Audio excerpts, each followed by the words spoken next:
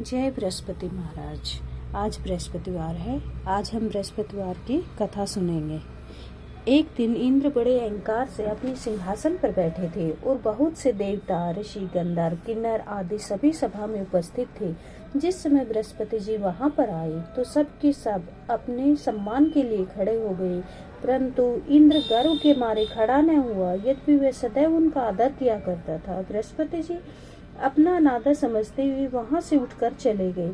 तब इंद्र को बड़ा शौक हुआ कि देखो, मैंने गुरुजी का अनादर किया है, मुझे बड़ी भारी भूल हो गई है। गुरुजी के आशीर्वाद से ही मुझको यह वैभव मिला है।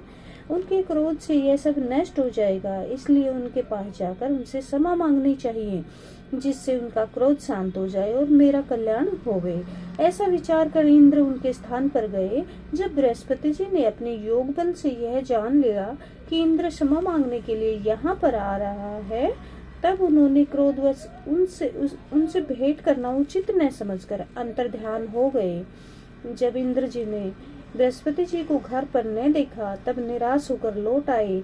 जब दैत्यों के राजा विश्ववर्मा को यह समाचार विदित हुआ तो उसने अपने गुरु शुक्राचार्य की आज्ञा से इंद्रपुरी को चारों तरफ से घेर लिया।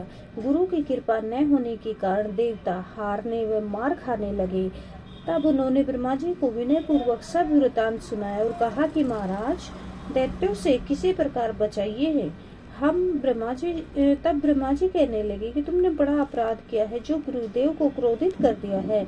अब तुम्हारा कल्याण इसी में हो सकता है कि तुम त्वष्टा ब्राह्मण का पुत्र विश्वरूपा बड़ा तेजस्वी और ज्ञानी है, उसे अपना पुरोहित बनाओ, तभी तुम्हारा कल्याण हो सकता है। यह वचन सुनते ही इंद्र त्वष्टा ऋषि के पास गए और बड़े विनीत भाव से त्वष्टा से कहने लगे कि आप हमारे पुरोहित बनिए, जिससे हमारा कल्याण हो।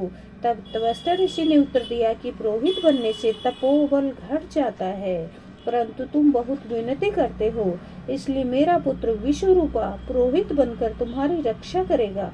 विश्वरूपा ने पिता की आज्ञा से पुरोहित बनकर ऐसा यत्न किया कि हरि इच्छा से इंद्र विश्ववर्मा को युद्ध में जीतकर अपने इंद्र आसन पर स्थित हुआ। विश्वरूपा के 3 मुख थे। एक मुख से वह सोमपल्ली लता का रस निकाल पीते थे, दूसरे मुख से वह मदिरा पीते थे और तीसरे मुख से अनादि भोजन करते थे। इंद्र ने कुछ दिनों उपरांत कहा कि मैं आपकी कृपा से यज्ञ करना चाहता हूँ। तब विश्वरूपा की आज्ञानुसार के यज्ञ प्रारंभ हो गया। तब एक दैत्य ने विश्वरूपा से कहा, तुम्हारी माता दैत्य की कन्या है, इस कारण हमारे कल्याण के निमित्त एक आहुति दैत्यों के नाम पर भी दे दिया करो तो अति उत्तम बात होगी। विश्वरूपा उस दैत्य का कहा मान करके आहुति देते समय आहिस्ता से दैत्य नाम भी धीरे से लेने लगा। इसी कारण यज्ञ करने से देवताओं का तेज नहीं बढ़ा।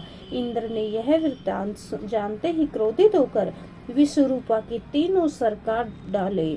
मदपान करने वाले से भौरा, सोमपल्ली पीने वाले से कबूतर और अन्न खाने वाले मुख से तीतर बन गया। विश्वरूपा के मरते ही इंद्र का स्वरूप ब्रह्म हत्या के प्रभाव से बदल गया। देवताओं के 1 वर्ष के पश्चाताप करने पर भी ब्रह्म हत्या का वह पाप न छूटा, तो सब देवताओं के प्रार्थना करने पर ब्रह्मा जी बृहस्पति जी के सहित वहां आए। तब ब्रह्म हत्या के 4 भाग किए, उनमें से 1 भाग पृथ्वी को दिया। इसी कारण कई धरती ऊंची नीची और बीज बोने लायक भी नहीं होती है। साथ ही ब्रह्मा जी ने यह वरदान दिया कि जहाँ पृथ्वी में गड्ढा होगा, कुछ समय पाकर के वह स्वयं ही भर जाएगा। दूसरा वरदान वृक्षों को दिया, जिससे उनमें से गोंद बनकर बहता है। इस कारण से गूगल के अतिरिक्त सब गोंद अशुद्ध समझे जाते हैं।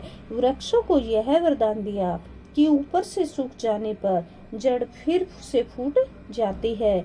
तीसरा भाग स्त्रियों को दिया।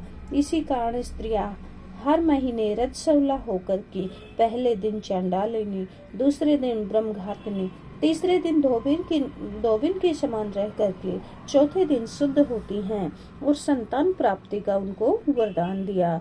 चौथा भाग जल को दिया, जिससे फेन और शिवाल आदि जल के ऊपर आ जाते हैं। जल को यह वरदान मिला कि जिस चीज में डाला जाएगा वह बोझ में बढ़ जाएगी। इस प्रकार इंद्र को ब्रह्म हत्या के पाप से मुक्त किया। जो मनुष्य इस कथा को पढ़ता है, सुनता है, उसके सब पाप बृहस्पति जी महाराज की कृपा से नष्ट होते हैं। ओम बृहस्पति देवाय।